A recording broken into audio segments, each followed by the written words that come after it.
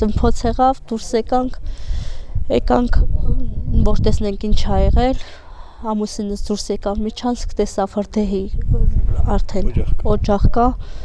դուրս եկանք վազելով դուրս, տեսանք արդեն հրդեհվում ա տանիքը, վազելով տուն եմ մտել, երեխաներից դուրս եմ հանել, կեսրից ասել եմ հարակ դուրս գան, դուրս ենք եկել տանից,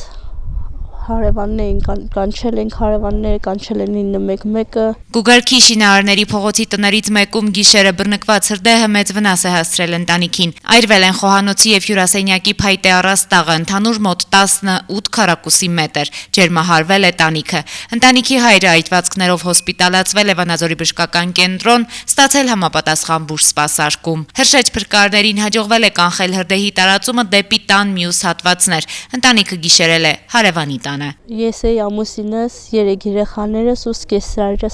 սկեսուրս փողել ենք, գնացել ենք հարևանի տանը, մնացել ենք մինչև այրվել է, ննջասենյակներից կան, որ չեն այրվել, բայց վնասվել են այդ ջրի շիթից, ջուրը լցվել է սաղ